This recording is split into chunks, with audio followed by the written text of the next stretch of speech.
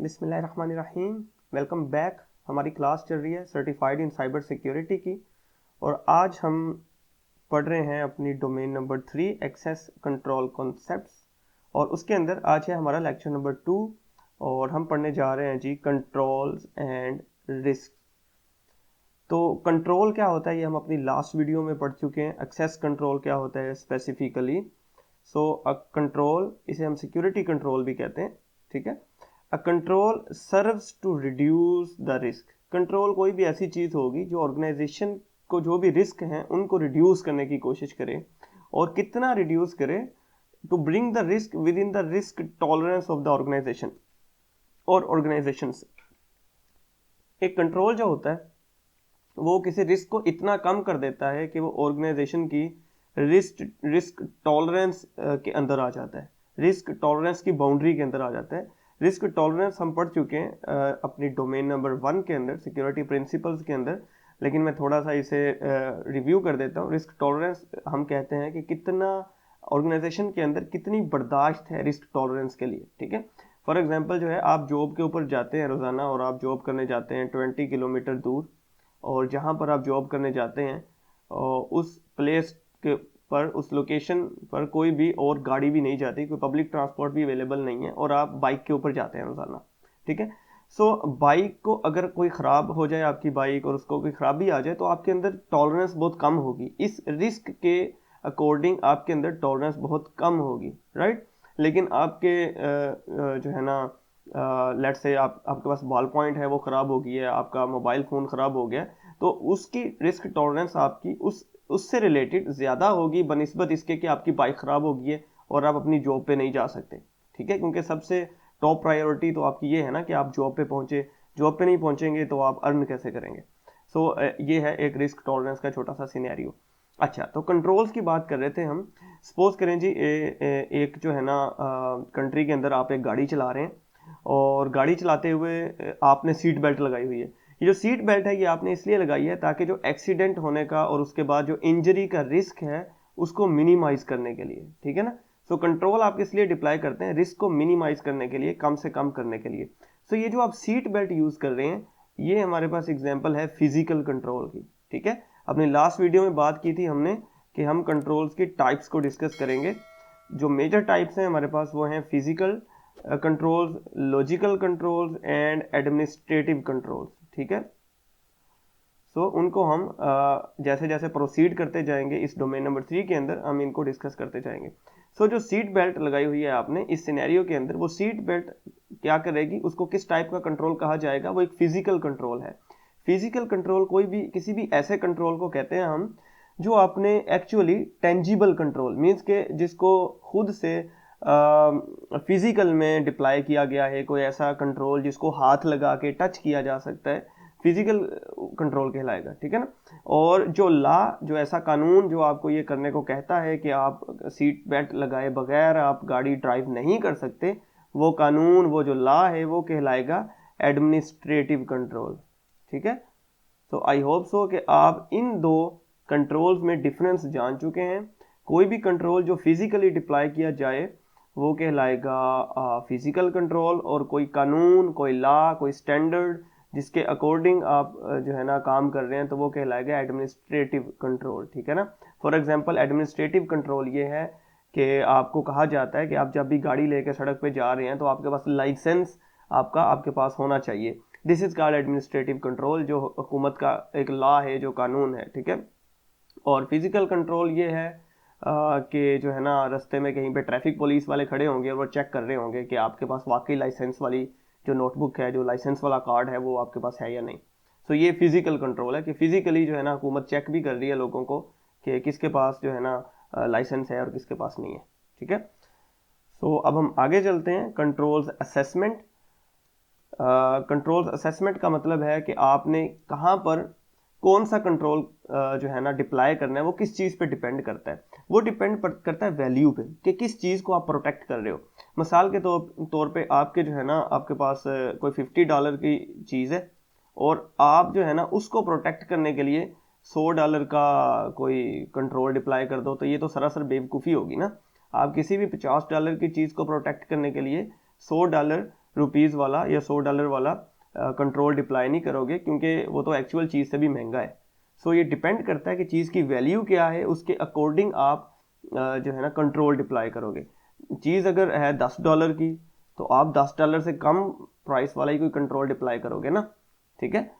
सो चीज़ को अगर प्रोटेक्ट किया जा सकता है सिंपली एक लॉक के अंदर रख के, लॉक लगा के, सो हमें क्या ज़रूरत है कि हम वहाँ पर मोशन सेंसर भी डिप्लाई करें, कैमरास भी डिप्लाई करें, ठीक है, और भी इस तरह के हज़ारों कंट्रोल्स डिप्लाई कर दें जिसकी ज़रूरत ही वहाँ पे नहीं है, ठीक है। सो नेक्स्ट चलते हैं हम, which is defence in depth. Defence in depth ये बड़ा इंपॉर्टेंट कॉन्सेप्ट है। सो डिफेंस इन डेप्थ इसके नाम से ही पता चल रहा है, इसका मतलब ये है कि it describes an information security strategy that integrates people, technology and operations capabilities to establish series of defences. ये याद रखना है, अहम पॉइंट ये वाला है, सीरीज ऑफ डिफेंसेस। क्वेश्चन यहाँ पे आ सकता है, एक क्वेश्चन मैंने पढ़ा भी था, एग्जाम्पल क्वेश्चन, कि डिफेंस इन डेप्थ के अंदर जो डिफेंसेस डिप्लॉय होते हैं, they are deployed in what manner? They are deployed in series, in parallel, in step by step. तो आप फौरन से आंसर करेंगे कि सीरीज जो है ना उस पैटर्न के अंदर डिफेंस इन डेप्थ काम करता है। सीरीज का मतलब ये है कि आप लेवल 1 पार करेंगे, लेवल 1 आप क्लियर करेंगे तो उसके बाद ही लेवल 2 पे जाएंगे। ये नहीं होगा कि एक ही टाइम पे आपके पास लेवल 1 भी है और लेवल 2 भी है और आपके पास ऑप्शन है कि आपने कौन से लेवल से जाना है। बिल्कुल ऐसे जैसे हम गेम खेलते हैं ना, तो जब तक हम लेवल 1 को क्लियर नहीं करेंगे, पास नहीं करेंगे, तो हम लेवल 2 पे नहीं जा सकेंगे। सेम इसी तरह डिफेंस इन डेप्थ काम करता है। इसकी सबसे कॉमन एग्जांपल हमारे पास है कि सपोज करें आप किसी वेबसाइट के अंदर अपने फेसबुक के अंदर, जीमेल के अंदर या किसी भी जगह पे लॉगिन कर रहे हैं, आपने यूज़र नेम और पासवर्ड लगाया और उसके बाद वो कहेगा कि भाई साहब पासवर्ड और यूज़र नेम आपका ठीक है, लेकिन उसके बाद वो आपके मोबाइल के ऊपर एक कोड भेजेगा, ठीक है, जिसे सिक्योरिटी कोड कहते हैं। सो जब तक आप वो सिक्योरिटी कोड इंटर नहीं करेंगे तो आप जो है वो आगे प्रोसीड नहीं कर सकते। ये एक डिफेंस इन डेप्थ की मिसाल है, ठीक है, एग्जाम्पल है। फर्स्ट जो लेयर है डिफेंस की, वो हमारे पास ये वाली है, लॉगिन विंडो। सेकंड जो डिफेंस की लेयर है वो हमारे पास है मोबाइल का सिक्योरिटी कोड। तो फॉर एग्जांपल अगर अटैकर कोई भी है वो एक लेयर को कंप्रोमाइज़ कर लेता है, उसे लॉगिन यूज़र नेम और पासवर्ड पता चल जाता है, फिर भी वो लॉगिन नहीं कर पाएगा क्योंकि उसे सिक्योरिटी कोड पता नहीं होगा, ठीक है। और अब मुझे आपने ये बताना है कि ये जो एग्जाम्पल हमने पढ़ी है, ये अथेंटिकेशन, दो टाइप्स की हमने अथेंटिकेशन पढ़ी थी, ठीक है। सो ये किस टाइप की अथेंटिकेशन है? ये जो हमने पढ़ा था कि something you have, something you know and something you are. So ये जो हमारे पास पासवर्ड और यूज़र नेम एग्जाम्पल है, ये है जी समथिंग यू नो की एग्जाम्पल है, कि कोई ऐसी चीज़ जो आपको पता है, आप जानते हैं, ठीक है, ये उसकी एग्जाम्पल है। और ये जो सिक्योरिटी कोड आपके पास मोबाइल फ़ोन पे आया है, ये है समथिंग यू हैव की एग्जाम्पल, कि आपके पास मोबाइल होगा तो ही आप सिक्योरिटी कोड जो है वो रिसीव कर सकेंगे, ठीक है। इसी तरह समथिंग यू आर होता है हमारे पास थर्ड थिंग, ठीक है। और ये 3 कैटेगरीज हैं और हमारे पास 2 टाइप्स थी ऑथेंटिकेशन की। उनमें से ये कौन सी टाइप में जो है ना फॉल करती है, आपने मुझे बताना है। मैं आपको ऑप्शन दे रहा हूँ, single factor authentication and option number 2 is multi factor authentication. और यहाँ पर जो है ना आपने गेस कर लिया होगा कि ये जो टाइप है, ये जो ऑथेंटिकेशन की टाइप है, this is multi factor authentication, क्योंकि हम इसमें समथिंग यू नो को भी यूज़ कर रहे हैं and we are using something you have, ठीक है। सो 2 कैटेगरीज को हम जब मिला के यूज़ करेंगे तो वो कहलाएगी मल्टी फैक्टर ऑथेंटिकेशन, ठीक है। सो ये जो मल्टी फैक्टर ऑथेंटिकेशन है, क्वेश्चन आपके सामने आ सकता है कि multi factor authentication is an example of defence in depth, ठीक है। और ऑप्शन होंगे आपके पास ट्रू और फॉल्स। तो आप फौरन से कहेंगे कि जी this is true because multi factor authentication is an example of defence in depth और लेयर्ड डिफेंस। इसको हम लेयर्ड डिफेंस भी कहते हैं, ठीक है। Okay, so let's move forward. और यहाँ पर हमारे पास एक सिनेरियो और है, और वो है जी access to the server room का सिनेरियो।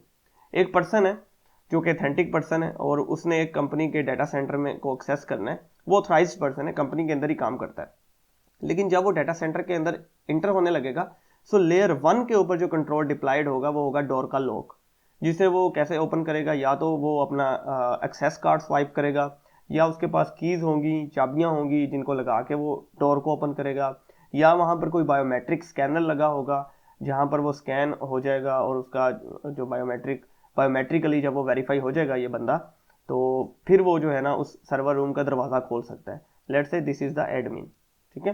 सो ये थी डिफेंस की लेयर 1।